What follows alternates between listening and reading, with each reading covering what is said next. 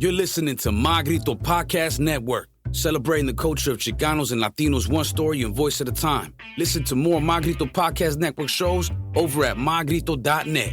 Connect on social, on Instagram and Facebook at My Grito, the My Grito Podcast Network. 3, 2, 1.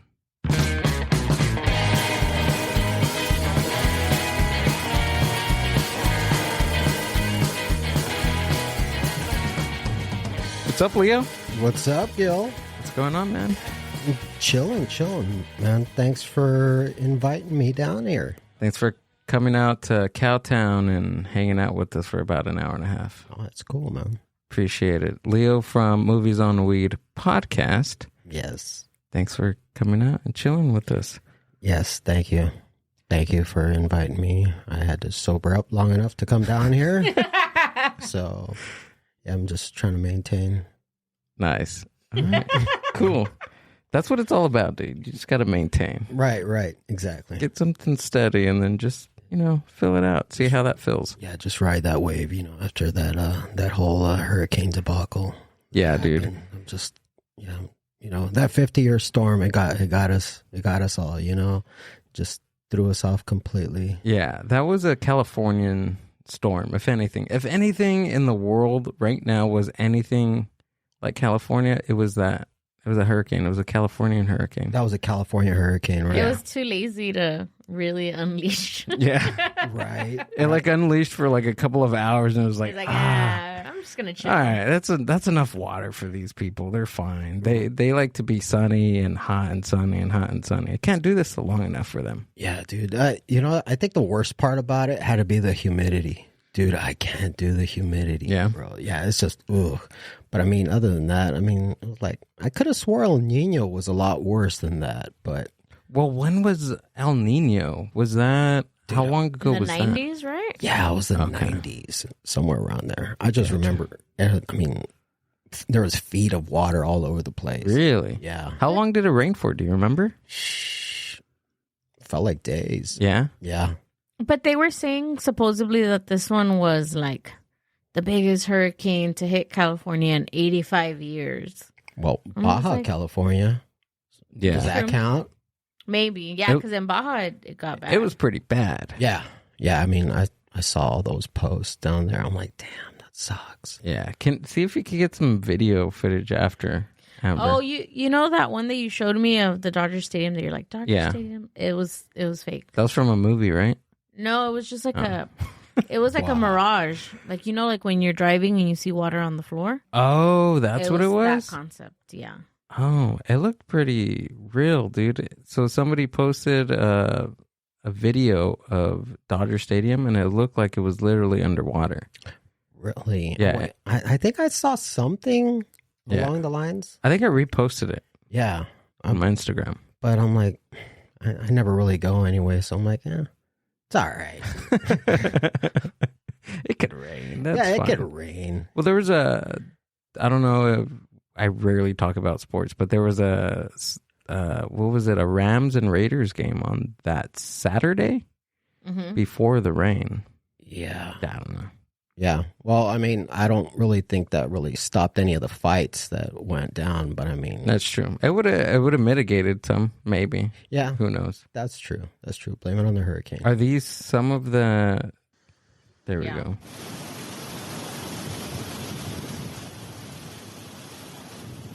This is in La Paz Damn. That was La Paz? This one, yeah, there were some. I think it was in La Paz, the one that got the worst. Dude, that's no joke. Yeah, that's wild. Yeah. Imagine that. See that's a hurricane. Amber, and then you showed me footage from the riverbed, right? From the LA riverbed. That looked like this, dude. That was intense. Yeah, it was just, you know what? How many people fell in this time? Because come on, let's be honest. Anytime there's a storm that happens, one way or another, someone ends up in the river. Yeah. I don't know. Did you see any? I didn't see anything to report that, but I know that it happens. And usually it's like transients that live there or kind of live on the side of it and stuff. Oh, that's 100% right, dude. Yeah, that makes sense. So a couple of weeks ago, I took a bike ride down. What is it called? The place where I took the bike ride at in Cerritos. Like the park or the riverbed. So I took the riverbed trail. Right. And when I was going under all the bridges, there was like people like hanging out down there, like with tents, and it wasn't many, but every time we'd reach a bridge, there was somebody in there, and that makes a lot of sense. Like a toll booth kind of a thing, or what? No, like homeless people. No, like homeless encampments down by the riverbed. Wow. Yeah. Well, I don't know. I heard they're cool. Yeah. I guess. I don't know. You ever hear of what's that show? It's Always Sunny in Philadelphia. Yeah. Yeah, they're always talking about people down there under the bridge. Really? Yeah. It's always. It's and they go and they like party with them. Dude, it's true. It's a real thing.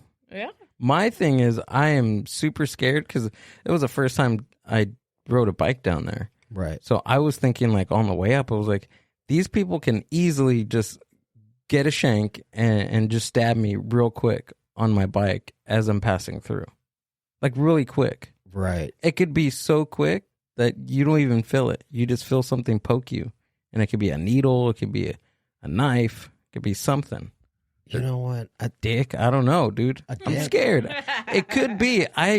We are flying down these encampments. It could be anything. They could put anything in the spokes, in my face. You know what? It's scary. Dude, seriously, bullshit aside, I mean, the agility that someone has to have, I mean, if they're going to attack you with a dick, I'm just saying, It's like, dude, hey, if you get poked with a dick down there under the bridge, dude, you came out with a story, okay? The story. That's a fucking triathlon homeless person. Right. You got to hire a them. runner. Yeah. You either walk away with a story and or syphilis. Yeah. Hey, but you can never put it past. And I'm not just saying homeless people. I'm saying people in general. Because what was I telling you on the way home about?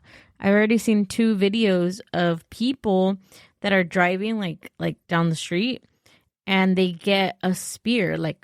Oh yeah, like the spears that you, I don't know, see on TV. No. You know, get thrown. Yeah, through the windshield. Can you? I need to see this because you didn't show me. You said you were going to show me this. Yes, I need to see this too. Yeah. And what area is it? Do you remember? I don't. So imagine that, dude. You're just driving along, and then something hits your car, and it's a fucking spear. In 2023. Oh, I think it was this one. Oh, it went through the windshield. Texas. San Antonio, Texas. Oh, that makes sense. Just thought I'd show you all how bad it is. But yeah, went into Whoa. my steering wheel and everything, so yay me. Even before police arrived, Siobhan Canales shared with her TikTok followers how she escaped death. What got me was the explosion of the glass. Just a few days after it happened, she's still completely shaken up about it. I ducked down near my driver's door, and I wasn't like hurt. I didn't feel any pain or anything, but I knew glass exploded. So when I looked at the window, I'm like, oh my gosh, what is it? What is this? And then when I realized it was a spear, I was like, It happened Sunday night on the city's northeast side off of I-10 East near State Highway 1516. We don't see this often. San Antonio police are looking at surveillance cameras in the area to see who may be That's all they said. responsible. This is not a game. This is not funny. When we find the person See, it's not that's funny. responsible for that, they are going to be arrested. Canales says she drives through this area all the time. After this incident, If you she says can if she find didn't have them, any dude. kids, she If you can probably find who wouldn't did drive as that. much anymore. Dude, that is some hatred right there, because that is definitely like a mail order spear. It's like, dude, I mean, I know you can find shit like that on the internet, but I mean, come on, dude. By the time it gets there, I mean, dude, there was a lot of hatred just to throw that spear at you. You know Yeah. what I mean? It's like, ugh, really? Yeah, it could have been somebody like Like an ex. maybe. Yeah. Yeah. Or Cupid. Right? Cupid throws arrows, Yeah. doesn't he? Yeah, He throws arrows, not fucking spears. Oh. well, This is a Texas Cupid. yeah, and this is 2023. This is Cupid from Texas. He doesn't fuck around. Right. Hey, You want love, bitch, or not? Yeah.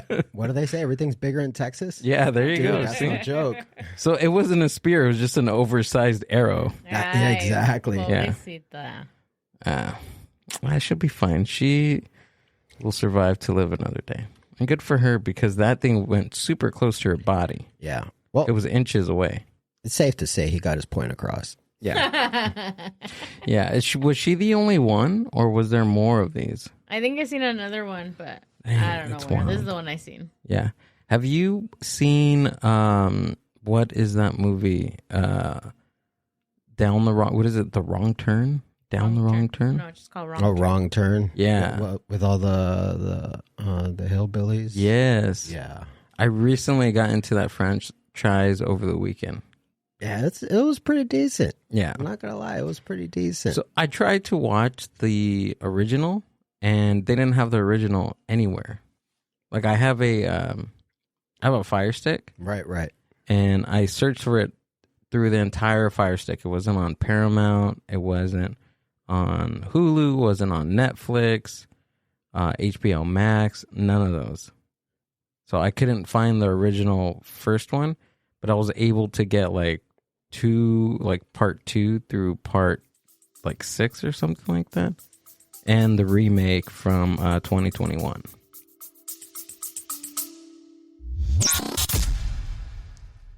The Mind Buzz is powered by Mind Buzz Media. Mind Buzz Media is an on-site video and audio podcast production company. Have you ever thought about starting your own video and audio podcast? Or do you have an existing podcast that you want to take to the next level? Mind Buzz Media brings a professional podcast studio to you. Visit mindbuzz.org for more. Yeah. I could probably find you that one. Yeah? If anything, that's probably in the $5 section of Probably.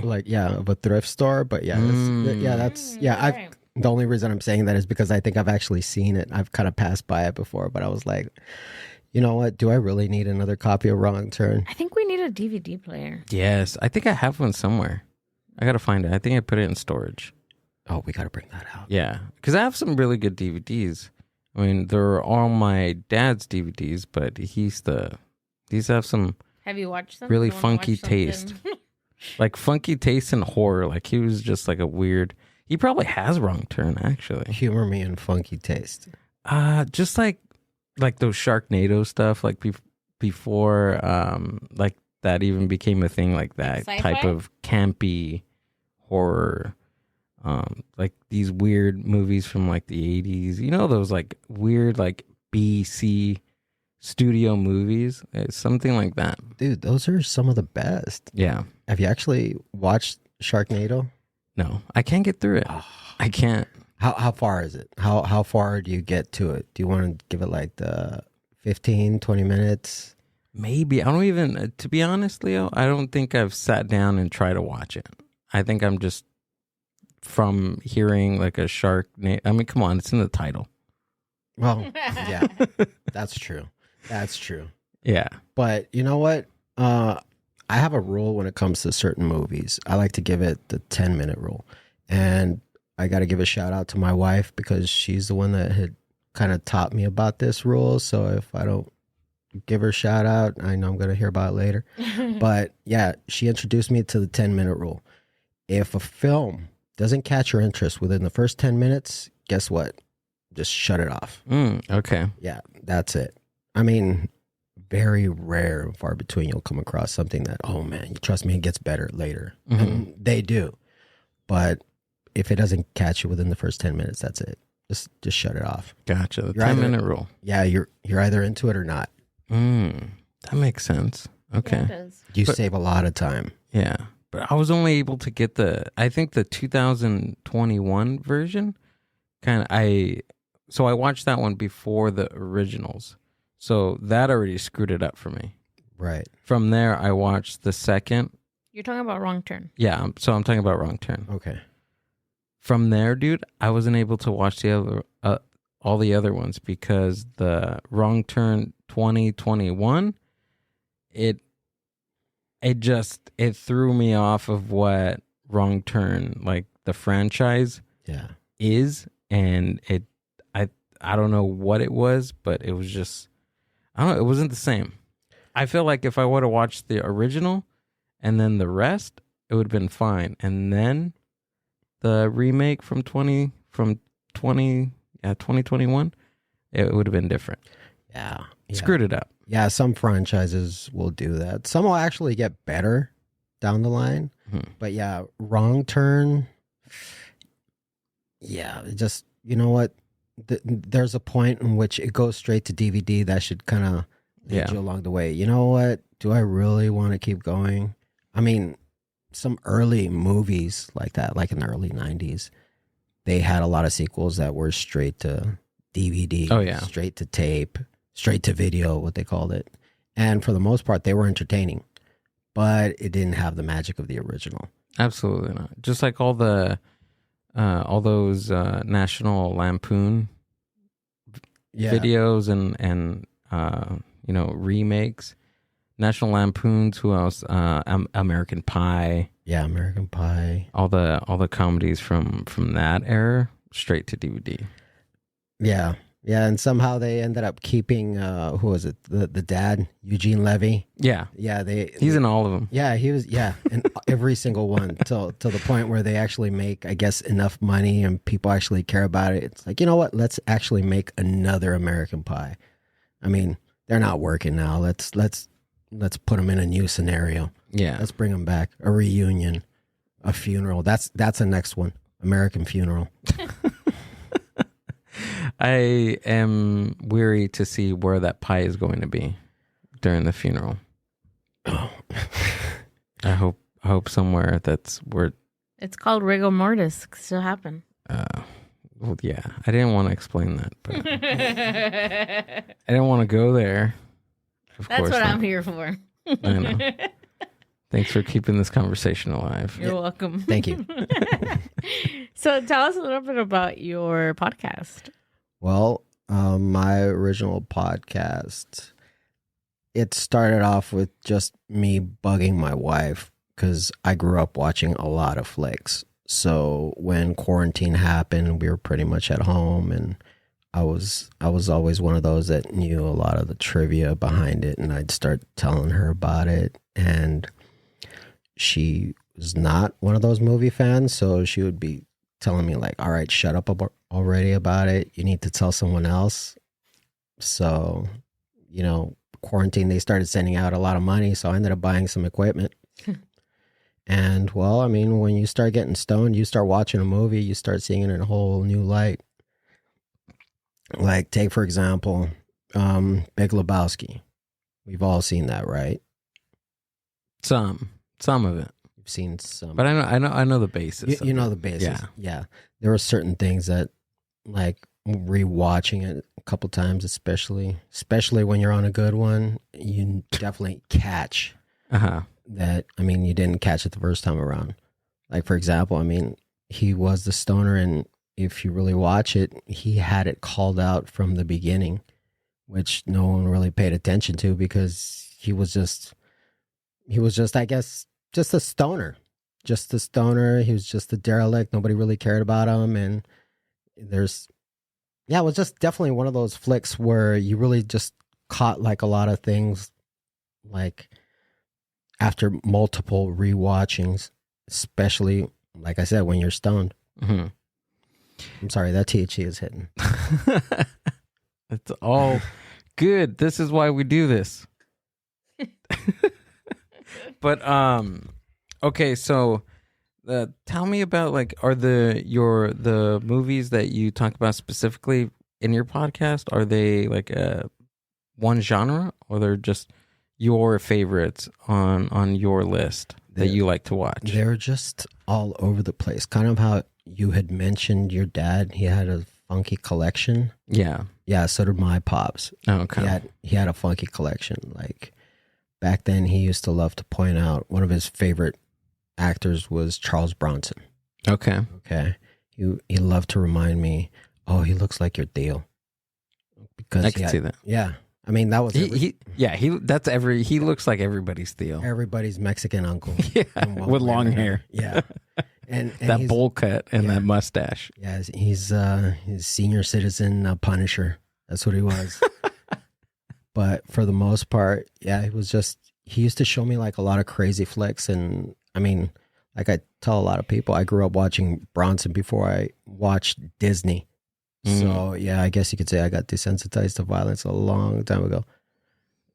And do you specifically watch like the stoner-esque movies that usually people gravitate towards, like movies from Cheech and Chong? Well, Dave Chappelle.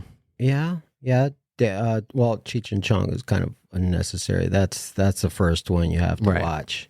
And of course, it just goes down. It trickles down to all the stoner cinema, the entire list. But sometimes you go for the outrageous ones too. Yeah. I mean, you go into like, for example, one of my favorite film companies was Canon Films from the 80s. And if you go through their whole lineup, I mean, they had a lot of crazy, outrageous flicks. I mean, the company, they had this awesome documentary called Electric Boogaloo, which it pretty much consists of these two cousins from Israel. They were like hardcore film fanatics. And to the point they started making films in Israel. Mind you, they had like zero money. And they end up making their own flicks down there in Israel. And they start making a lot of money to the point where they actually come down to America. They start keeping that same mentality, keep it low budget, keep it independent. And they were all outrageous flicks. I mean, it had a lot of violence, a lot of gratuitous nudity. What is this called? What are they? What's like the number one that we can look up right now? Let's check out one of my favorites, Death Wish 3. Death Wish 3. Yeah. I'm like, dang, who's high? You or him? Is this The Room. There we go. Death Wish. Yeah, why the fuck can I say that? Jesus Christ. Right, let's try it one more time. Death Wish. There we 3. go. Charles Bronson. I mean, look at the villain right there. Listen. Dude, he's got an inverted mohawk. And wait, hold on. What year? Look up a video. Put this on YouTube. I got to see a scene. Something like that. So they hired Charles Bronson to be in their movies? Yeah.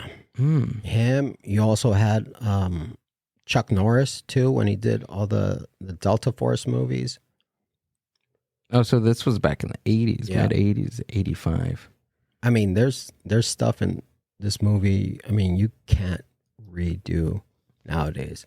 Really? People would throw a fit. Oh, Canon. Oh, so Canon is It was a film company. a film company. New York, a city pushed to the edge.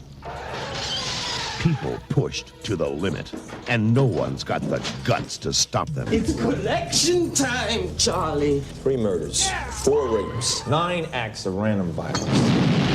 This isn't a neighborhood, it's a war. But there is one way. One man who won't be pushed. Charles Bronson. What's the problem? Now you're gonna die. It'll be just like before. No questions asked. You're gonna work for me. People have got to start to fight back and hard. I sent him a message. That's him. I'll take care of it. Is there anybody, like, any notable characters in here? Like cameos or anything from, like... You got me mad. Big stars from the 80s? In a world gone mad. I know the detective. He came out on a lot of other flicks in the 90s. Charles Bronson, Death Wish 3. Do you remember? Because you know how you watch like when you watch certain like movies in the like mid 80s, and some of like the side characters or the extras were like, I don't know, like dude, one of the goons in Death Wish 3 was what was it, Bill from Bill and Ted? Oh, okay. Yeah, so something like that. yeah, Right. yeah, he was in it. One of the girls that gets, I guess you can't say well, she gets assaulted. Mm-hmm. She was a big character in what was it, Star Trek: The Next Generation. Yeah, they all kind of made a name for themselves. This was kind of, I guess you can consider it to Trauma Films, the company based out of New York. Oh, okay.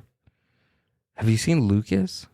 Yeah, with Corey Haim. Yeah. Look up Lucas. Have you seen this movie, Amber? I think I have. It's fucking sad, dude. I can't get through it. I think I watched it when I was like 8 or 9, and I was fucking bawling my eyes out, dude. When was the last time you actually watched it? It's been a long, like over 20 years ago. Yeah, I've watched it. You've seen it? Mm-hmm. It's with who plays the girl?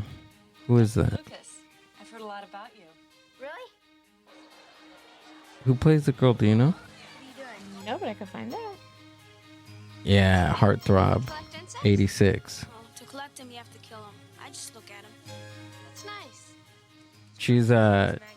She's one of my celebrity crushes, Amber. Oh, okay, la chingada. Everybody's your celebrity crush. Every time we talk about someone. Molly Ringwald. I think I just have a thing for redheads. Oh, that's what it is. Molly Ringwald for sure. Carrie Green is her name. Carrie Green. She's the one from Goonies. Yes. Mm-hmm. But anyways, just stuff like this. I'm gonna cry. Take it down. Why? It's sad. Doesn't he die at the end? No, he doesn't. Oh, spoiler alert. No, he doesn't. I don't. I was just joking. That was My Girl. Yeah. There we go. That was My Girl. My Girl's when he dies. That was another one, dude. That's why I think I had an allergic reaction to that bee sting. Because you were watching. Yeah. My Girl? Was that it? I think so. Yeah. You wanted to be him? No, but that was just dumb. Why would he? So what happened to him? What do you mean? Why is it's dumb? He didn't do it on purpose. I know, but I mean, come on, with bees, they could have been like thought of like something better. But it was like a lot of bees. It wasn't just one bee. Yeah, that's what I'm saying. He got attacked by like a swarm of bees. So that's what it was. It wasn't. He could have drowned. He could have jumped in the water. Every time I watch that scene, I am like, dude, just fucking jump in the water, hold your breath, and the bees they'll vanish. Oh. That's all he could have done. Yeah. Yeah. You know what? Yeah, you're right. And he could have been in the sequel. Yeah, that's true. They probably killed him off because he was asking for Macaulay Culkin was actually asking for too much money for the sequel. And they were like, let's just kill him off. I believe that. It'll be cheaper for us. I believe that. He was getting that Home Alone money after that, huh? Was it? Did he do that movie after Home Alone, or was it before? I want to say it was after. Yeah? Yeah, it was after. By this time, he had already done, what was it? I think before Home Alone 2 and The Good Son, somewhere in between there. When did he do Richie Rich? Oh, God. Otra. I want to say that was 94. 94. 94, 93. Just search Macaulay Culkin's movies in sequence. He was another character, too. Is your crush, too?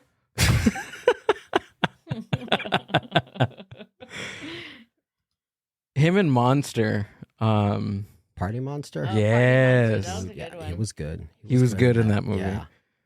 What was his girlfriend's name? In that one? Yeah. Also a celebrity crush for me. Okay. I don't know how to spell his name. Chloe Sevigny? Yes. There's a movie that she is that I'll get into it after, dude. But you're not talking about kids, are you? Is it that one? No, it was Brown something. Brown Bunny. Yes. Oh man, yeah, yeah. You heard about that? I know. You know what I'm talking about? I know exactly what scene you're talking about. Yeah. So they're saying that thing was real. Like that was like it was in. I think it was originally. It was in the script. Yeah, and they were going to. I think they were gonna like fake it somehow, but somehow it ended up. They started, He's writer, director, star. Producer. Is that what it was? Yeah. And not to mention they were in a relationship at the time. So really? Okay, I didn't know that. I thought that was just... Yeah, so it's like, I mean, why not?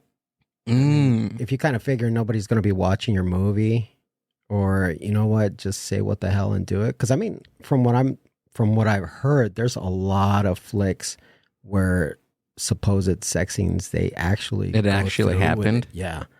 I heard that one from Monsters Ball was real too, with Halle Berry and Billy Bob Thornton. Oh, really? Yeah. I mean, I'm not gonna lie, that was a pretty cringy scene, but yeah, supposedly they went at it. Jesus Christ! No wonder they get millions of dollars to do this. Yeah, yeah, she did. So, what did you find? Right there. 1992. Oh yeah, so it was after Home Alone 2. And then The Good Son in 93. So it was, My Girl first, Home Alone 2, then The Good Son. Wait, he's missing movies. He is? No. Wait, he was in Jacob's Ladder? Dude, you're talking about a trippy-ass movie when you're stoned? Oh, yeah. Jacob's Ladder, bro. Have you seen it? Yes, it's fucking wild. Yeah, it's got, whatchamacallit, Rosie from La Bamba in it, right? Yes. Yeah. You watched that, dude? I watched it twice in that night because I was so dumbfounded at the end of it. I was like, fuck no. Like, I have to rewatch it with the newfound knowledge. You know what I mean? Yeah, exactly. It's like you're going to class and you somehow flunked it and you had to retake it again. Exactly. That's how I felt. I was like, I can't believe I went through 2 hours of not realizing that towards the end of the movie. It was freaking crazy. Yeah. Yeah, I like to think that there's some flicks that they already know who they're going to be aiming towards. I mean, with Jacob's Ladder, I mean, come on, you have that dance scene in there where she's dancing and all of a sudden the lizards are all around her. I mean, come on, who are you really aiming these flicks to other than less somebody that's on something? Right. Yeah, because I mean, dude, what is it? He had a lot of PTSD from Vietnam in that character. I mean, I don't know of anybody that has ever really hallucinated and seen lizards unless, like I said, you're on something. Yeah. You're on something good, too. Absolutely. My favorite scene is when it's nothing powerful or anything cool like yours, the one that you talked about. But it was a scene where they were singing Mr. Postman. I thought that was cool. That was just weird. Dude, I don't remember that part. Yeah, because he's a postman. He, like, when he gets out of the war, he gets a job for the post office. And then he's like walking down the street just alone working, and out of nowhere, these girls start singing Mr. Postman by, I think it's the Shirelles or the Ronettes or something like that. But I thought that was cool. It was just a random scene in Jacob's Ladder, but yeah, that random scene in it. It's just random, dude. And like you said, when you know an ending, right? Just take, for instance, I know there's no spoiler alerts when we talk about The Sixth Sense. Of course. Right? After that, if you go back and rewatch the whole movie, it makes total sense. The same thing with Jacob's Ladder. Exactly. You know? You know what movie did that to me? And I watched it so many times, and we bought it, and we used to watch it, me and my mom, was The Others. Oh, yeah. Oh, yeah. Yeah, that's another thing. That's another one. That was one where when you found out, the ending or with the ending, and then I was like, I need to watch this again. And you watch it again, and you see everything that you didn't see the first time around, and then you're like, put into context, and you're like, oh, that makes fucking sense. Yeah. That was a really good movie, actually. The others? Mm-hmm. Nicole Kidman. Yeah, Nicole Kidman and who was it? I think Christopher Eccleston. I think I'm butchering his name. That's the husband, the one that comes back. That I guess she sees in the fog. He plays a villain in a lot of other flicks, like Gone in 60 Seconds. Oh, okay. Yeah, he was that weird guy. carpenter. Yeah, that guy. That one dude. Yeah. Have you seen? Oh, you took out. I had my notes on the tabs. Yeah, there he is. You closed them out. Which one was it? James Bentley? No, this one. Oh, Christopher Eccleston. Oh, this is the son. Mm-hmm. Oh yeah, that's right. They were kids back when they made it. Yeah, these two right here. Whoa. He looks scary. He looks like a ghost. He looks like he would be a ghost. Oh yeah, he was a child when they made that. Yeah. 2001 was over, what, 22 years ago? 2001 was 22 years ago, dude. Yeah. That's I'm still trying to catch up. Yeah. To that. Yeah, you and me both, dude. We were listening to a playlist on Spotify, and we just looked up 2000s R&B, and Ember and I were just reminiscing about what's his name? Sean Paul. Dude, he was big back then, man. He was good. Yeah, you couldn't escape that song. No. What was it? He was in all of them. He was in like everybody's music video. Yeah. He was in everybody's song. Like everybody's song featured Sean Paul. If you didn't feature Sean Paul in the early 2000s, you weren't doing anything. You weren't making it. That's true. That's very true. You had to have Sean Paul on your record. Yeah. Yeah. What was that first song that he? Just give me the light and. Oh yeah. Yeah, I got to one. know which one's gonna catch my flow or something. Yeah, something like that. Yeah. What nationality was he? Jamaican. Sean Paul. I'm not gonna do it. Caribbean, some kind of. He's Caribbean. He's Cuban. No, I heard it was Mexican. No, he's not. Jose Ramos told me he was Mexican By way of Jamaica. Jose with Ranting with Ramos podcast told me that he was Mexican. I swear. Yeah, he's Jamaican. He's Jamaican. Yeah, I'm not gonna question Jose Ramos. He goes into deep dives when it comes to music, man. He'll find some shit. He did get me with that one from who was it? Jimi Hendrix? No, it wasn't the Jimi Hendrix one. It was the other one.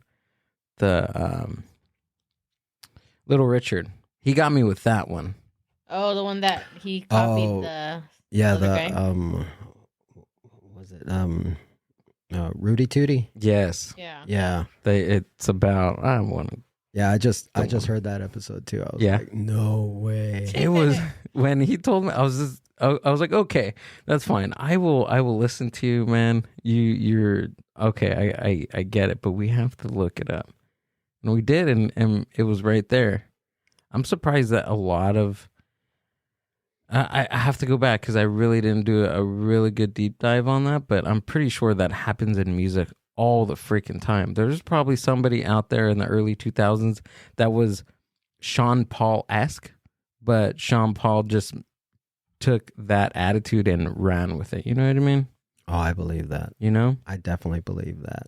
And while we're on the subject of music, there's also, when you listen to music on THC, that versus sober versus not sober, like you hear different things. Like it triggers your brain in different ways. Oh, you know what I mean? Of course. I mean, pretty much look at all the catalog of Pink Floyd. Yes. Yeah, I mean, which connects it back to movies with the whole Dark Side of the Moon. What was it? What's the trick? It's after the second roar. Is it? Yeah, you play Dark Side of the Moon should go in sync with Wizard of Oz. Have you heard that one, Amber? No. I think I haven't told you, but what is it? The Dark Side of the Oz or something like that? Or look up Dark Side of the Oz. On YouTube? Yes. So the theory goes, or go ahead, do you want to talk about it? No, you go ahead. So the theory goes that if you play The Wizard of Oz and Dark Side of the Moon simultaneously, everything flows together.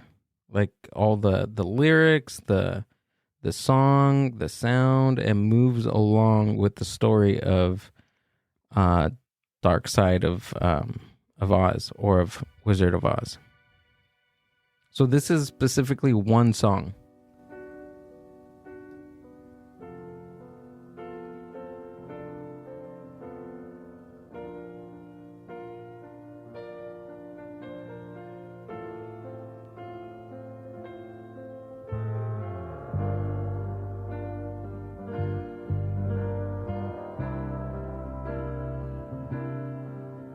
It's beautiful music, by the way.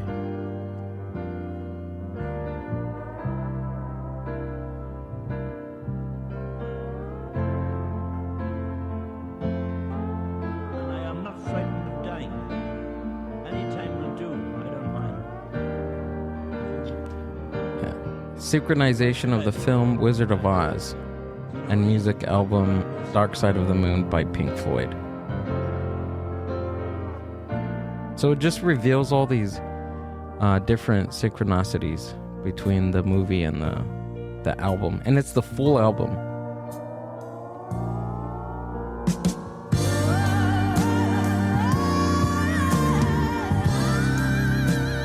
So it's just, it's the whole movie, Amber, and the whole album. That like match up? Or? That they match up. Oh. But I mean, what's so like crazy about it? What? I don't know. I don't get it. Okay, so if I get what you're saying, okay, but why is it such a? Because there's a lot of coincidences in there.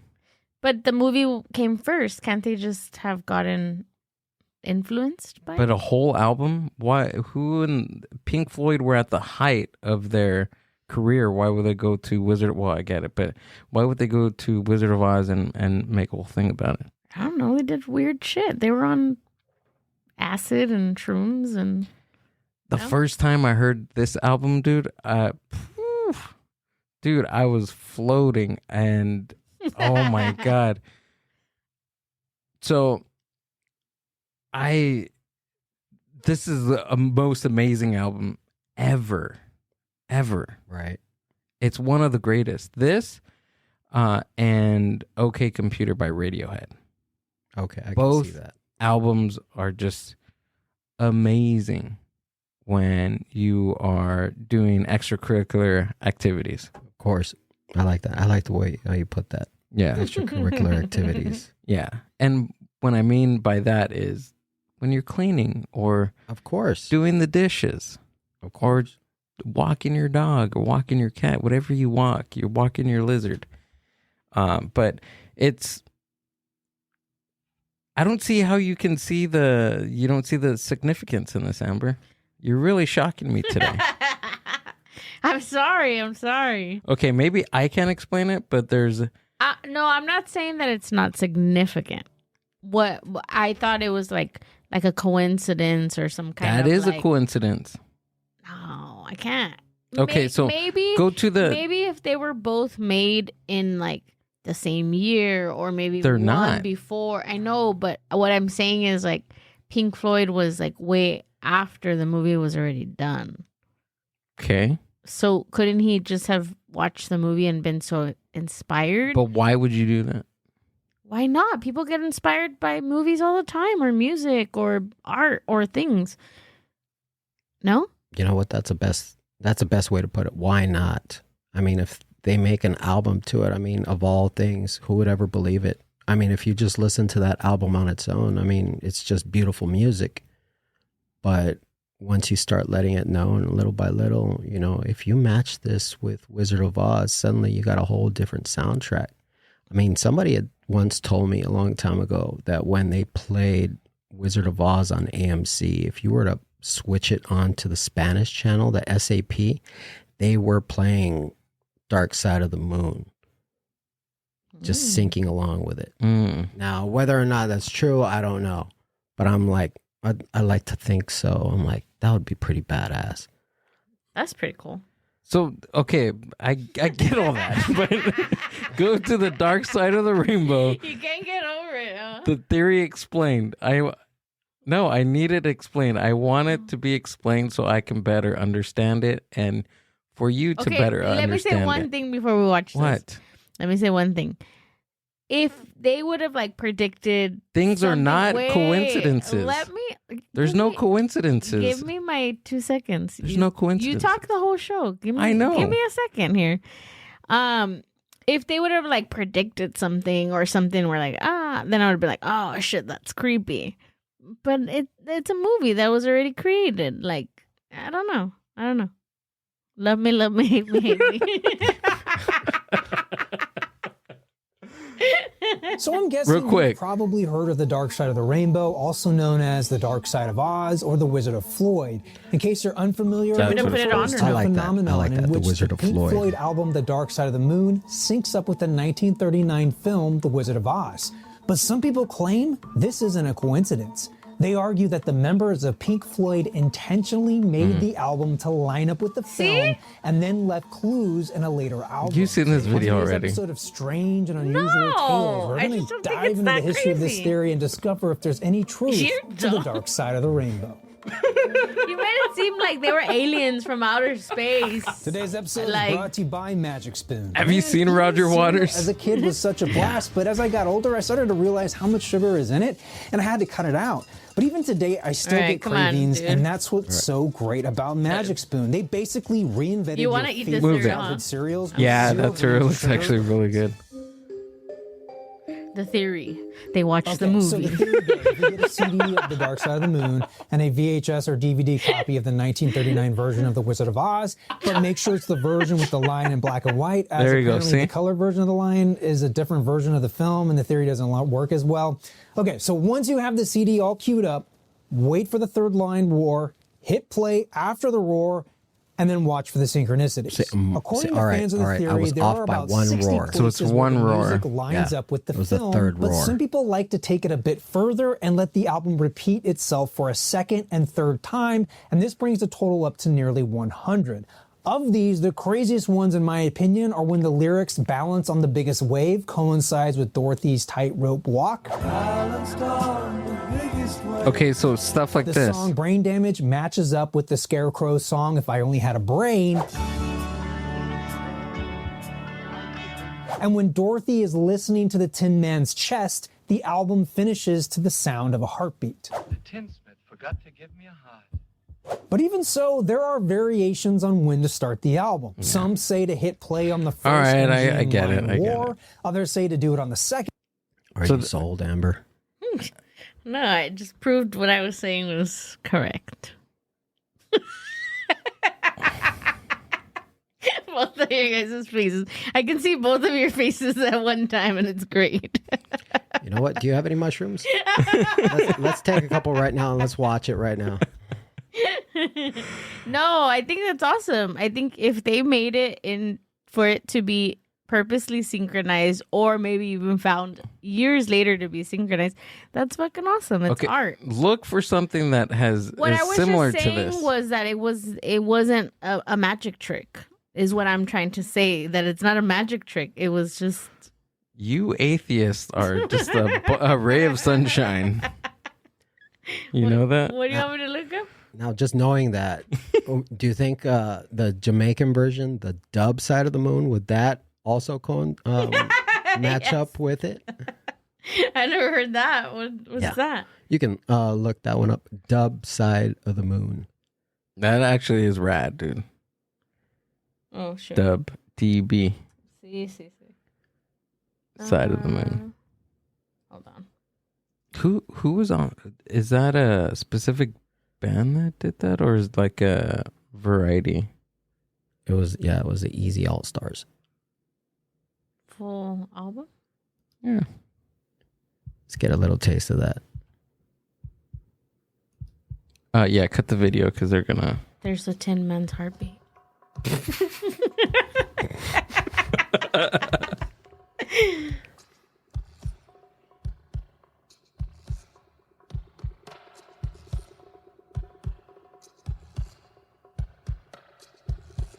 So after that weird experience, I tried to listen to this after it wasn't the same. No, you just have to smoke some more. Yeah. Then redo it again.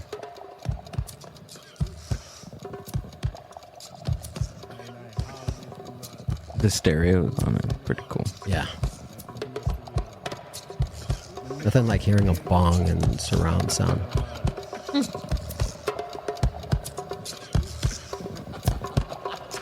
That little bubble. Do you listen to music on speakers or headphones? I like speakers. Yeah? Yeah. I like headphones.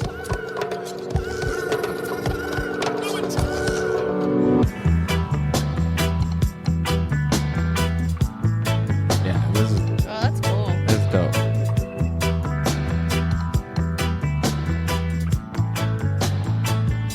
So I was telling you, dude, I was laying down and right when the original hits right there, that's when I was like shot up, dude.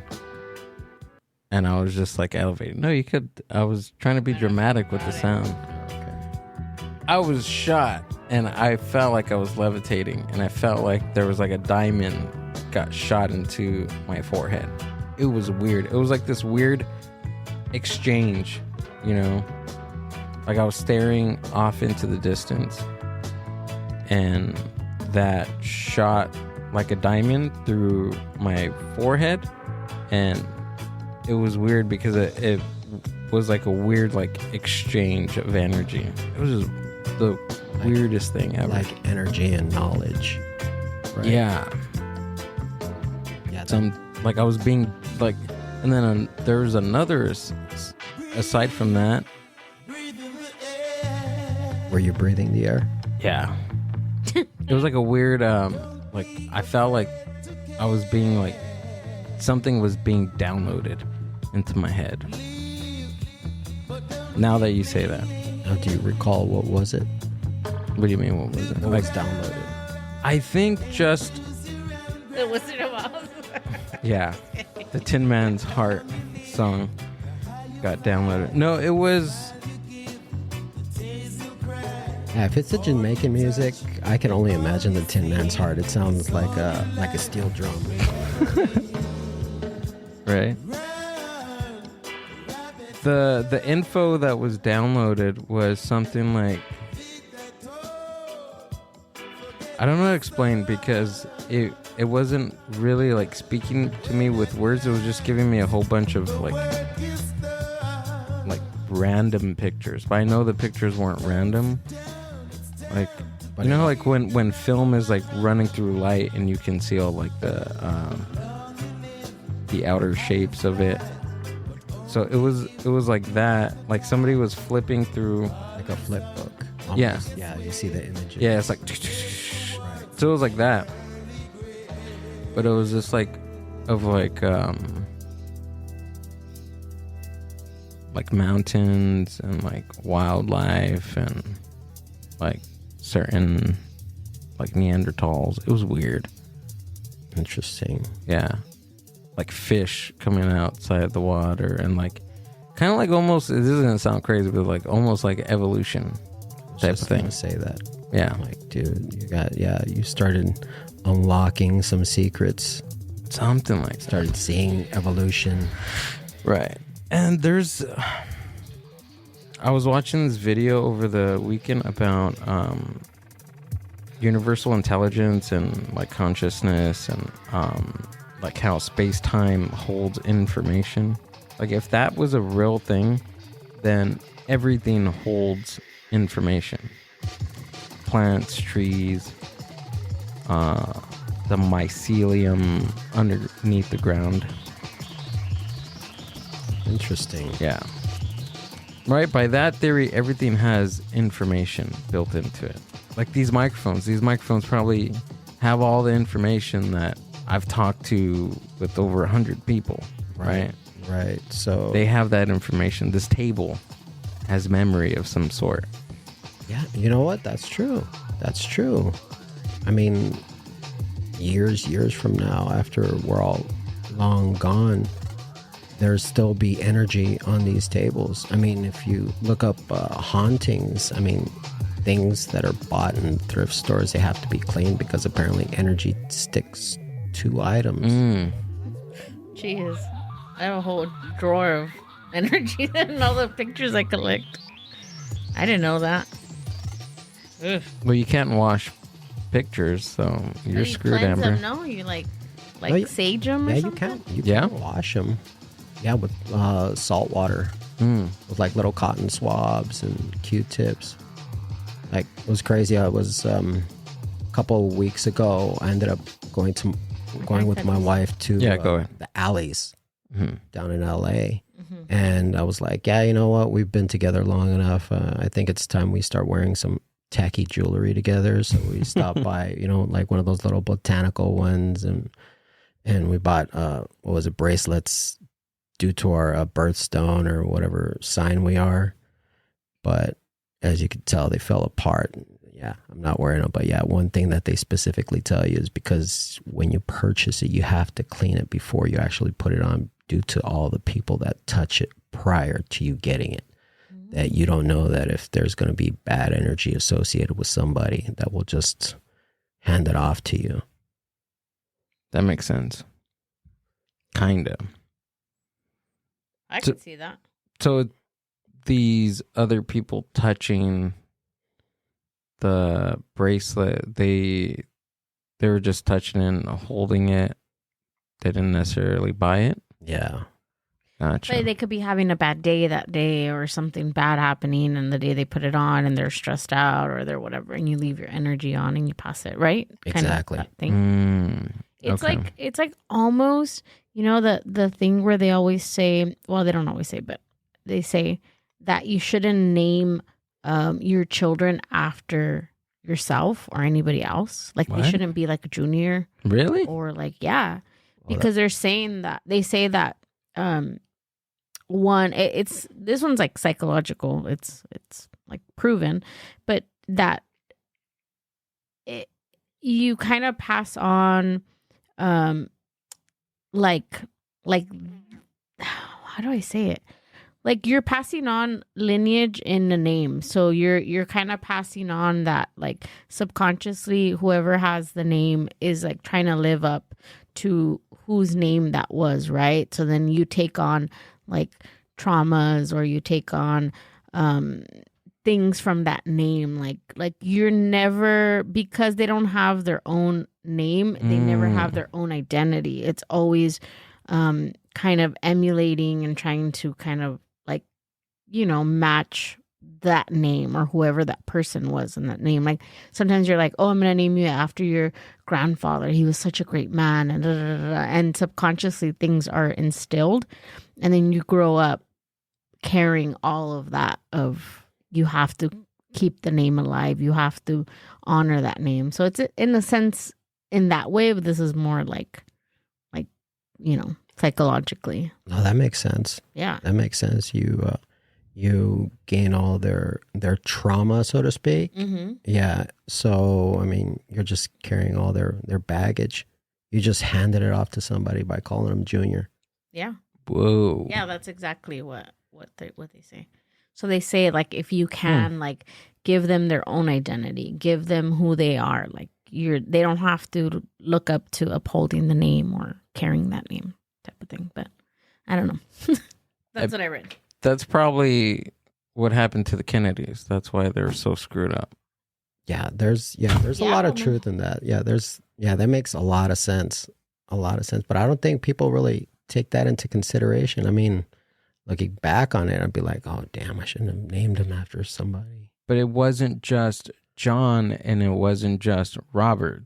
There are multiple, I think, weird coincidences and murders within Kennedy family.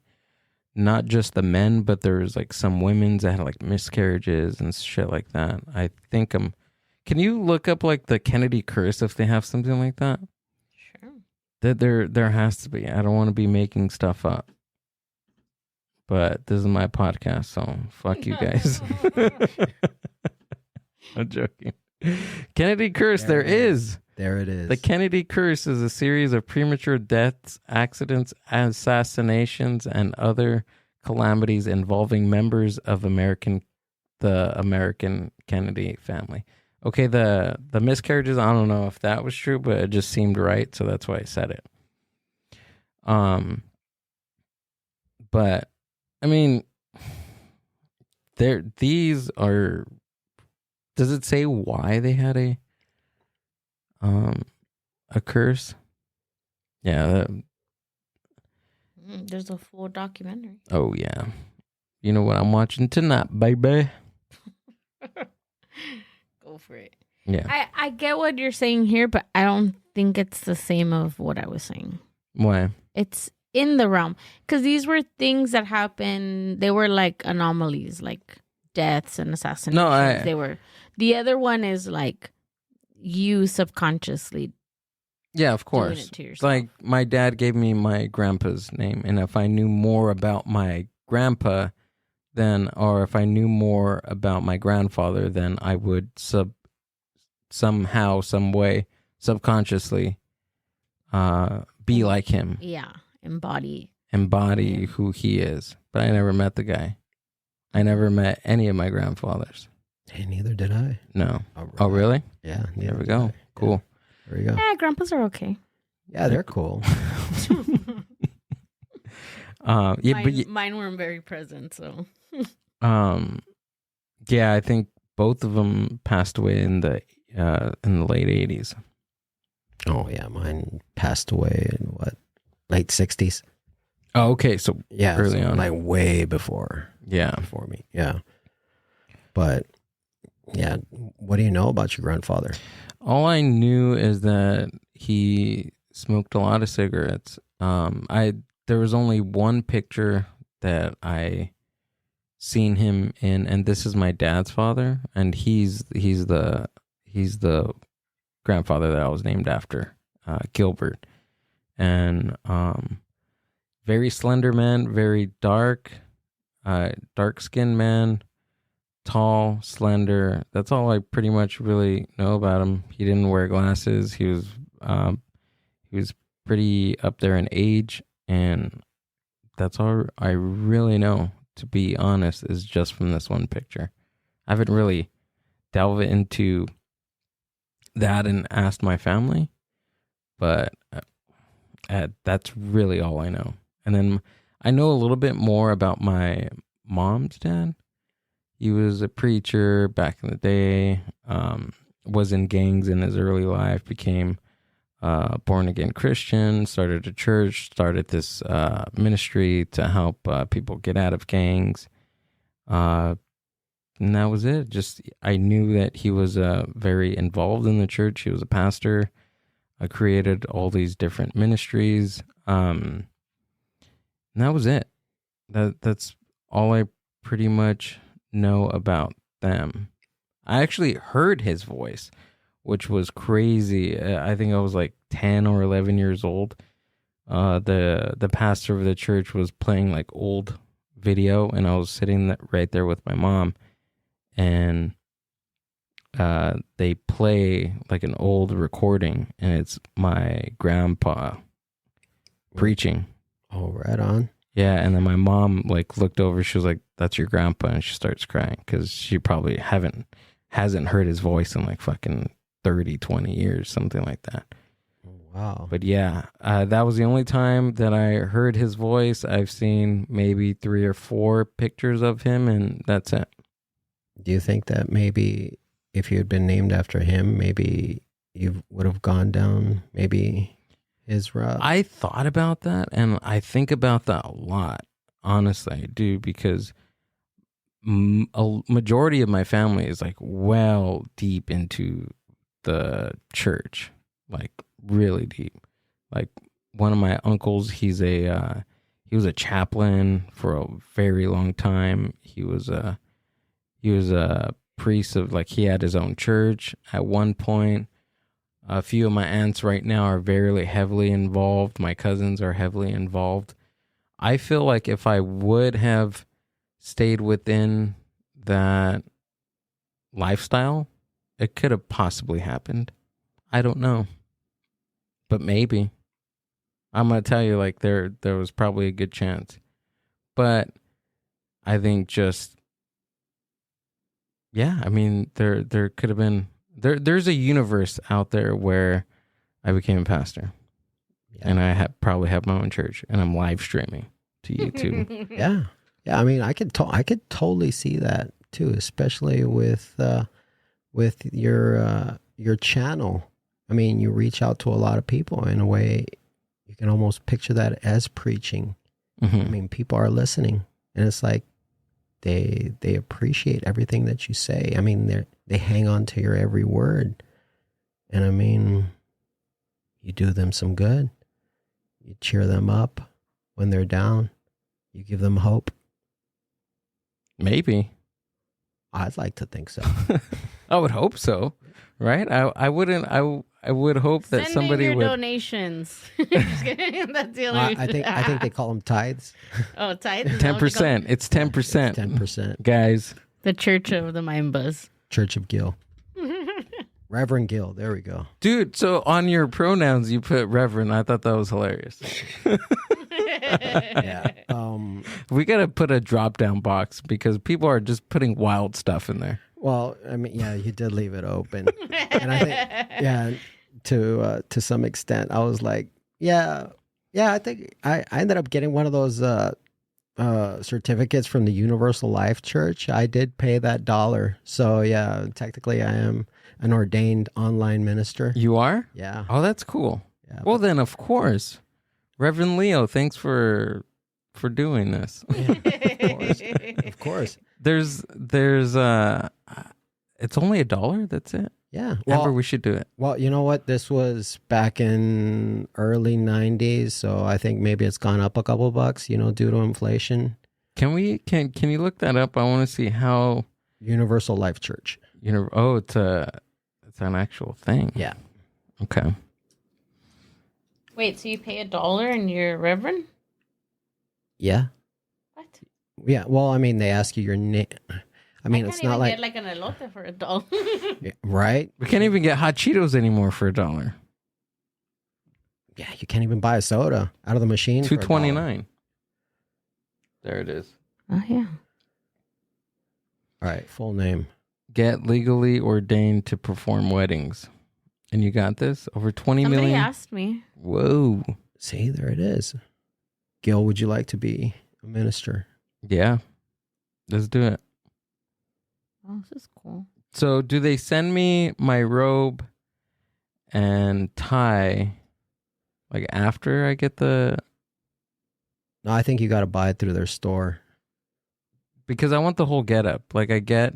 Oh, I get it. Having the certificate, but I want to...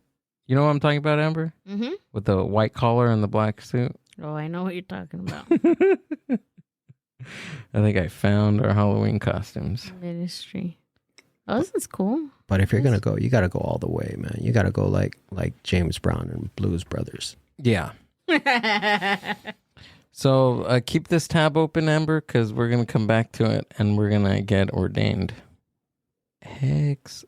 Yeah. But this is to get, or like you could do like a religious ceremonies? Yeah, you can marry people. Yeah. Or it could be like non-denominational too. Well, I mean, if you want to charge them, that or you can do it for free. Hey, something to do next time you go down under the bridge. So wait, hold on. I think I'm trying to understand what you're asking, Amber. It's any denomination. There's no, it doesn't really Catholic, matter. No. Atheists, nothing. You're certified to carry out. Oh, this is what I need to do because Yes. somebody asked me to marry them. Yeah. So the minister. So you would become a minister of Universal Life Church. Oh, I don't want to become anything in the church. But that's what it is. That's what's being, when you're ordained, you become part of the church to perform weddings, baptism, funerals. Oh, and you can even operate your own church. So we're going to need this before we do that. The Church of Mind Buzz coming soon. Yeah. There's a lot of like different like legality stuff that you're able to do if you are like technically a church. Yeah, you don't pay taxes. You don't pay taxes. There's certain ceremonies that you can do with like trimethyl, what is it? With DMT, right? With psilocybin, with magic mushrooms. There are only like certain tribes and certain churches that there's this weird like gray area when it comes to that. Dude, that's your next calling. Think about it, man. Think about it. You're going to be the shaman. You get to walk people through their trips. I don't know. I don't think I'd be able to do that. Like, where would you like to lay down? Amber, where should they lay down? It's because you punked me. That's why. You're gonna be punk me during everybody's tripping. There's like, why are there two of you? They're gonna be like, why is my shaman taking double of what I'm having? It's like, is your shaman supposed to be as fucked up as you are? He's even more my child. Yeah. So that would probably happen. For sure, dude. That would be cool, though. That would be cool. Yeah. But I think, is that like certain... We have to look into it because it has to be... I think it does exist somewhere, if I'm not mistaken. I think they do something like that with ayahuasca down in Mexico. Mm-hmm. Yeah, when they're trying to kick heroin. I know I saw this documentary on Vice where... Was it with ibogaine?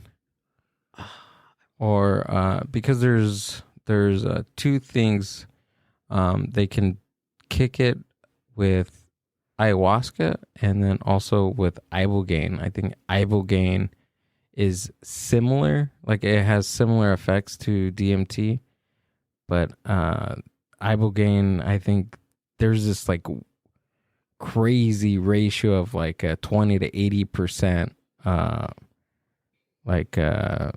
80% of the people that tried the brew like didn't go back to their drug or alcohol. You're probably right. It could have been that one.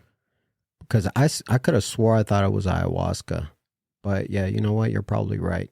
There's two. I mean, depending on which one you watch, but that's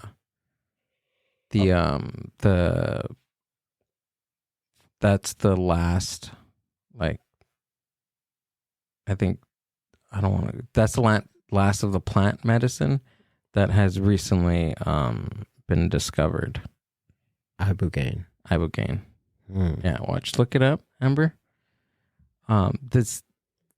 It's also a brew. I think it comes from like a derivative of plants. Ibogaine. Yeah, from the iboga plant. That's what it is. Taber, what is it called? Yeah, it's like a weird plant. Iboga, yeah, from the iboga plant. Dude, that looks like a chile. It does. Like an habanero or something. Yeah. Mm-hmm. Yeah. So they do like go back because I'll read the iboga experience. I think if I would do something like this, I would want to try it in this type of setting. You know, iboga is a shrub. Probably not. Is a shrub that is used for ritual and ceremonial purposes in some African cultures. It has hallucinogenic effects.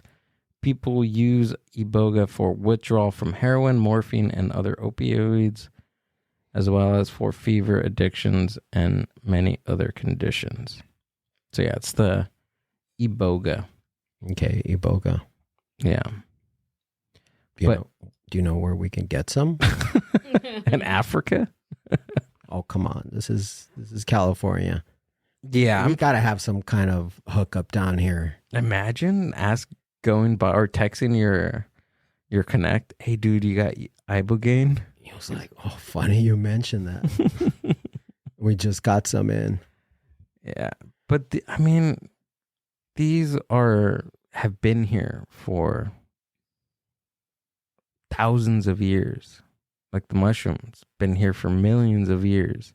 These plants, millions of years. That's what like this whole weird law on plants is just, it's crazy to me because these plants have been here longer than the Declaration of Independence. Yeah. Or any other humanoids on this planet, in general.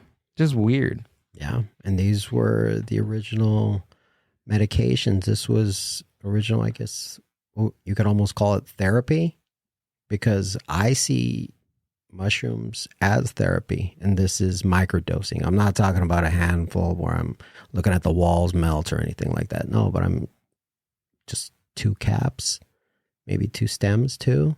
And next thing I know, I'm having whatever's bothering me. I have an internal conversation, and it just wears out. By the time it's over, I'm like, it's off my chest. Have you thought about like how, if you were to describe to somebody that was asking about like a microdosing, how would you explain it to them? Like they're saying, hey, Leo, like I'm going to be microdosing. Like what can I expect? Like what do you feel? Like how was your experience in that? Clarity, personal therapy. To me, that's how I would explain it. It's you become just knowledgeable of your own problems. You problem solve your own issues, whatever you have going through. And by the time it's over, you're aware of it. You come to terms with it. Something that people pay therapists to help get through this journey of issues, whatever's bugging, trauma, it just clears you up. You come to terms with it. And to me, that's microdosing. Those little small problem solvers. Yeah. Yeah, I can see that. 100%. And a friend of mine told me that when they take it, they feel like something is not there anymore. You know what I mean? Like this anxiety, this anxious feeling, this weird sadness is, they know something is gone, and they understand that something is different and something is missing. And that's like the anxiety, depression, all the negative feelings that somebody might feel.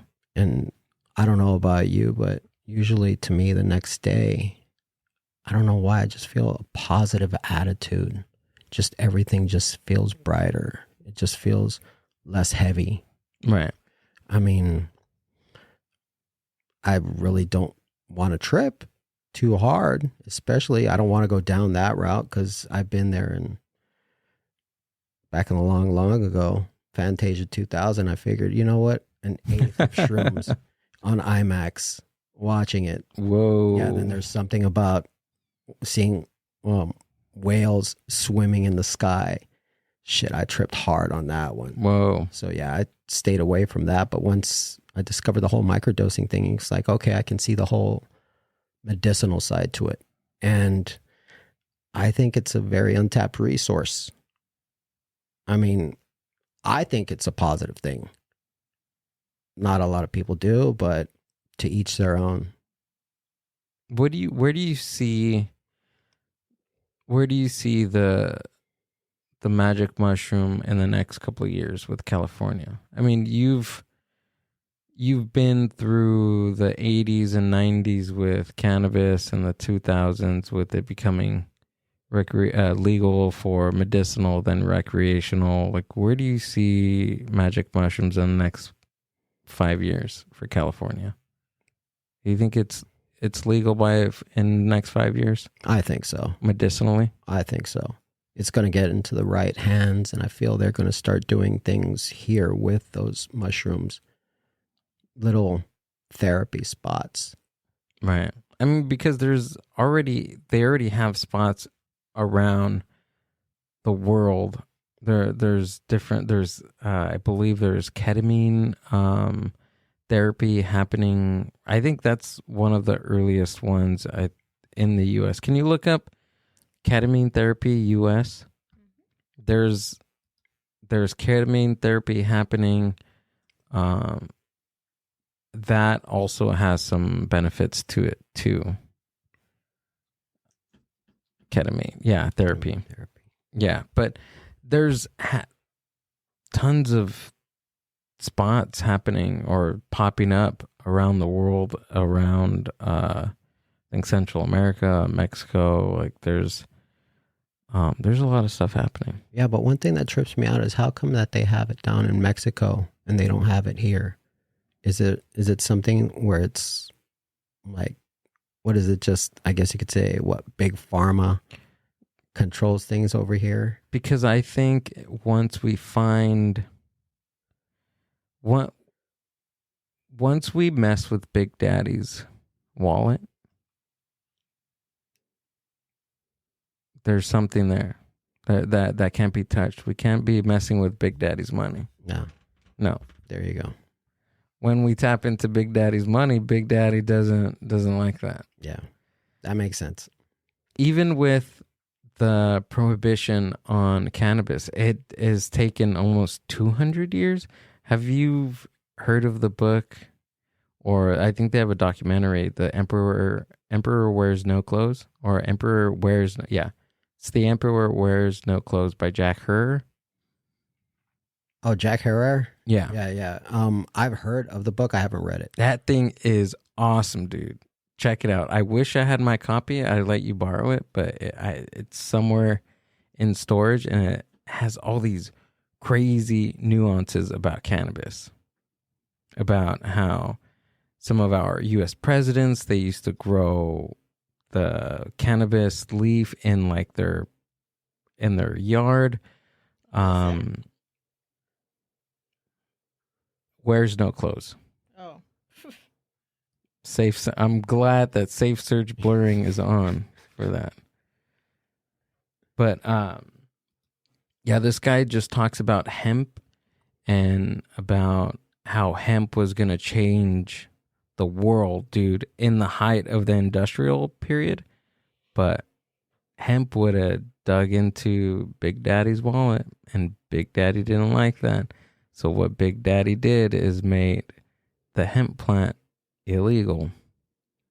There's so many things that cannabis can do that people don't realize it.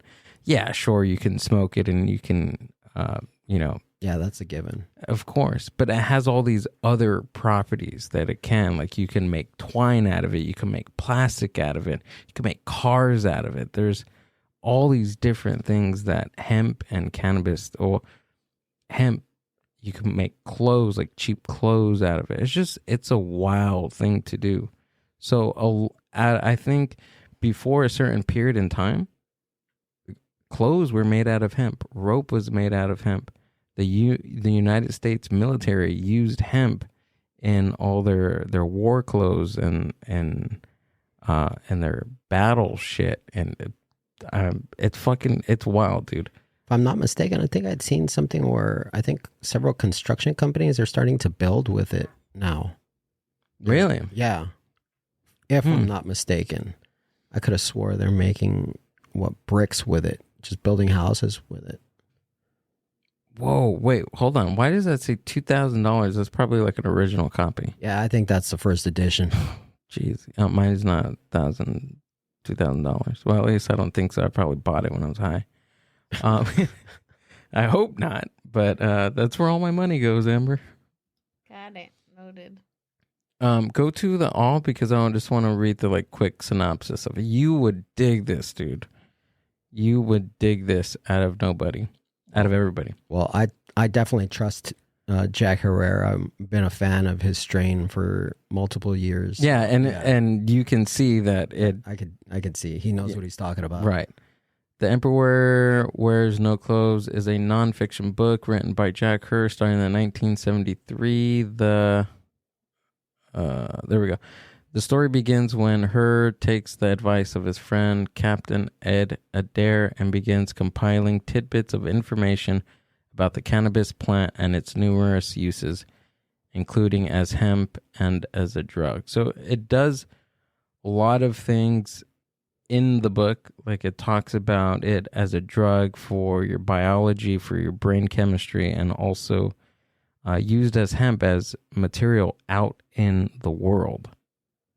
It's a fascinating book.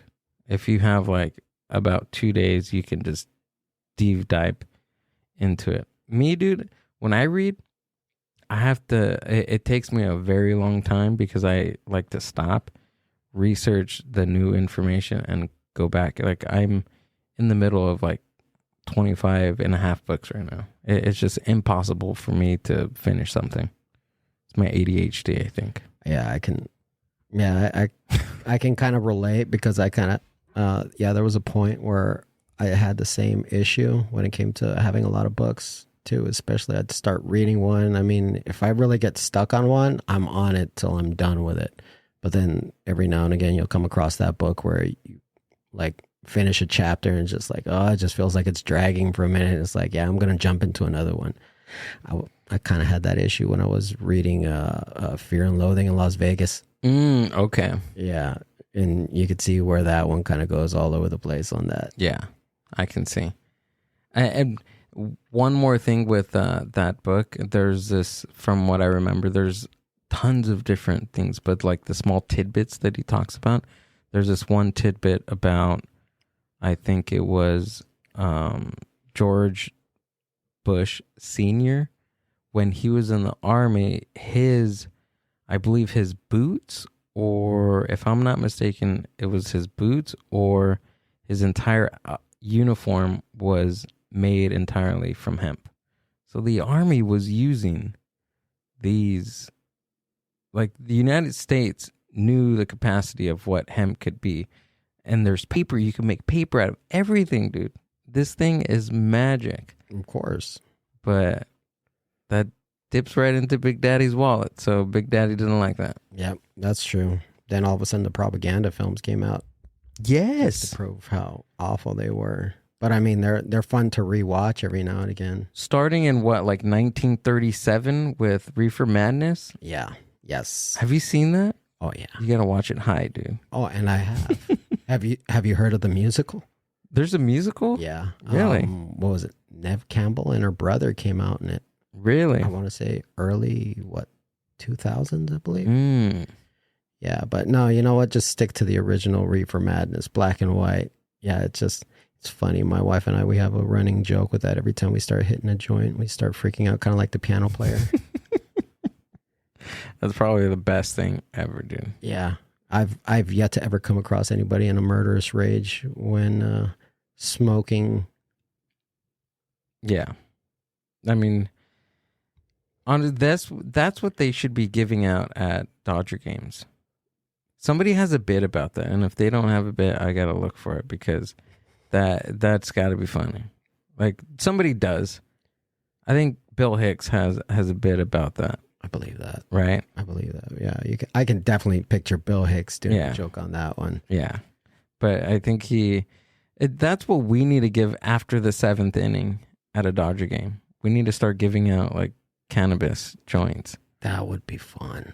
Yeah, that would be fun. Can you imagine if they were just to replace all the beer with just cannabis? Have you been to like a festival like that before? I want to say I have. Yeah? Yeah, but I don't remember. It'll do that, right? Yeah. Yeah, I think there was a cannabis fest in Adelanto Stadium. Okay. On one of those days of 420. the last time I heard of something like that was, I think it was in Los Angeles, and it was a cannabis like business convention. So I think if you were in the industry, not necessarily like a consumer, right? But I think it was like a business to business convention. That still would have been a pretty cool thing to go out to do, to walk around to see what the businesses are trying to come up with. Oh man, can you imagine all those free samples? Yeah, that's what I'm saying, dude. Dude, that's awesome. Yeah, I think you just needed to be 21 and over, or like 18 years old with like a doctor's recommendation. Hell yeah, man. I think they're still doing that, or is it? They're still doing that, or is it still 21 and over now? I think now it's 8. No, you know what? I'm lying. I think it's 21 and over. 21 and over, right? Just to be safe. Yeah. Yeah, that does make sense, though. I mean, 21 and over, it's, yeah, when you're still 18, I'm like, thinking back on my age, I'm like, yeah, I would have done stupid shit. It's just better at 21. What do you say about, like, alcohol? Do you think that it should be 21 or should be older or young? Like, earlier than that? Well, I mean, the French have been serving it to youngsters, I think, under 21. Yeah. But they know how to give it out responsibly. Yeah, I think if you teach it well, like early on in middle school and high school, because right now alcohol doesn't have a very good rap in the United States. Like, it's dangerous and everybody knows it's dangerous, but it's one of those things that you don't want to talk about. Yeah, that's true. Well, I mean, nothing really does come good after drinking Four Loko, right? No, absolutely not. That or what? What's the Buzz Balls? Those are terrible. I can't believe those are still back into style now. Dude, have you seen they sell them now in like a bowling ball They're size. fucking huge, dude. I thought that was a goldfish bowl. I walked into the party. I was like, why the fuck do we have a goldfish bowl on the table? Why is it green? It's disgusting. But did you get a sip? I didn't. Oh. They offered me some. I was like, fuck no, dude. And they had Four Loko right next to it. I'm like, dude, are we still like, wow, hey mistering at the liquor store? This is the only thing that you got? We've been to 2 gatherings now in the past month and a half that's had them. Yeah. Really? The big ones. The big boys. Wow. Yeah, I didn't understand it. Like Buzz Balls and Four Locos. Buzz Balls and Four Locos, dude. Wow. Could balloons not be too far away? Maybe. I think if we would have stayed longer, Amber, I think the balloons would have started coming out. We seen someone driving a couple months ago. Oh, that's right. In the freeway. What? He was swerving like nasty. My dude was filling up his balloon with his tank on the passenger side, driving down the 105, the 605 or something like that, going east. Because it was going towards LA. Yeah. Dude. My dude was filling up his balloon and driving and hanging out. Dude, man, that's no joke. And swerving, and his car was fucked up too. Yeah. Why is it always the fucked up cars? Because he probably already had done that. Yeah. He had you could tell that he had sideswiped a couple cars because he had a white car and he had like different colors on the side. But he was like he was filling it up, and then we kept seeing him like swerve into the other lane, and the cars were like, what the hell? And he's not even like driving slow. He's driving fast. Wow. And doing all of this. And then he started taking some. And when he started taking some, we could see him like nodding out, and his car started swerving again. And we're like, what the fuck? Dude, that's scary. We called the cops, but by that time we had already gone to I didn't call the cops. Well, who the people we were with did. Which I think is a good... I think it's good. I mean, I understand, there are times, you don't really want to call the cops. You just be like, oh, okay, whatever. But you know what? If you're driving and you're trying to fill up a balloon at the same time and nodding out. And you're nodding off at the same time, it's like, that's kind of a given. Just give him a call. Yeah. And the thing was, like I said, he wasn't going slow or pulled over or anything. This fool was going like 80, 85 miles. Yeah, that's true. Like he was like flying. I gave you that one. No, okay, you know. If he was cruising, no, fuck that. Filling You're that phone call. You know what? You're not on the freeway cruising. Nah, dude. Yeah. And it was during the day. It was like 2:00 in the afternoon. Fuck. So there's a lot of people on the road. There's families, people getting home from work, things like that. No. So yeah, that's fucked up. My guy was getting turned, bro. Look, 4:15 in the morning. Nobody's out there. I understand it. You know, we all can't afford a lift to get home. It's like, you know what? I got to take my car because I got work in the morning. But still, though, I mean, dude, at 2 PM and you're filling up a balloon. No, dude, you got to reassess your priorities.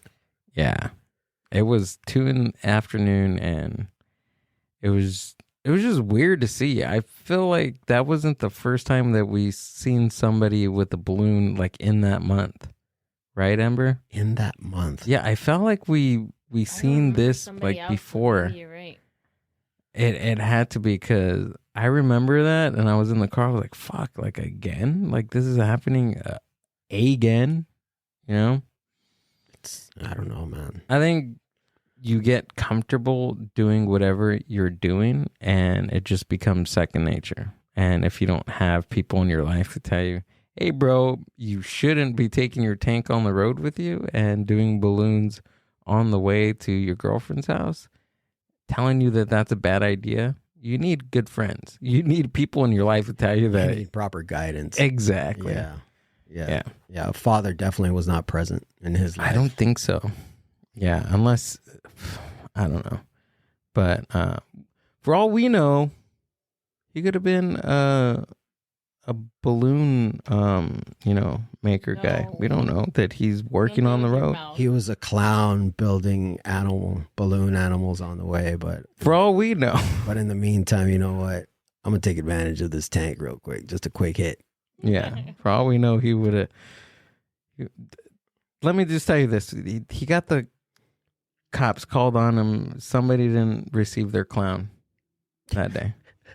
The clown did not make it to the gig that day. Oh man, there was some sad 4-year-olds. There was some sad 4-year-olds at that party. Oh man. And I blame the person that called that day. But the person that called that day probably saved some lives. Yes, he did. Keep that clown off the streets. Yeah. Literally. Yeah, really. Especially the highway. Leo, thanks for coming out and doing the podcast, dude. Hey, thank you. Appreciate it. We got to have you come back again, man. Hey, I appreciate it, man. Go ahead and tell us where we can find you and what you got coming up. Yeah, you can find me on Movies on Weed podcast on Instagram, Movies on Weed on Twitch. I should be posting something live soon. But yeah, I'm trying to update as many episodes. Hopefully, maybe once every 2 weeks. And yeah, I'm working on a YouTube channel. Boom. Thanks. Well, if there's anything that we can help out with, you guys, his link is going to be down in the show description. Go follow Leo. You've heard him for about an hour and a half. Go check him out. Add him. Do all the cool stuff. All the links that Leo talked about are going to be down in the show description. Movies on Weed podcast by Leo. It's a stoner's opinion on film. So if you like cannabis, if you like film, this is the podcast for you. Cool. Definitely. Thank you. Thanks, man. Thanks for coming out and doing this. And you got everything. You can literally just binge on his podcast. Just listen to it. Yeah. They're short episodes, with the exception of the session episodes that we actually try and do just like what we were talking about with the whole synchronization. There we go. Yeah. Perfect, man. Awesome. Thank you. Sweet. And don't forget, ladies and gentlemen, we have open mic night back at Paramount in the city of Paramount. Messed that one up. At Horchateria Cafe. Come check us out. We got poetry. We got music. We got comedy. All in one night, hosted by Amber. She's going to be slinging jokes and slinging coffee and slinging tokes. Oh, wow. Where's this again? This is the city of Paramount. Paramount. Thursday, August 24th. All right. Be there. Be there or be not there. The Mind Buzz Podcast. Send me some money. Buy my fucking t-shirt. All right. Thanks for listening to the Mind Buzz podcast. Subscribe to the Mind Buzz YouTube channel and watch full podcast episodes. Keep up with the hosts, guests, and upcoming events by following the Mind Buzz on Instagram @the Mind Buzz. See you on the next one.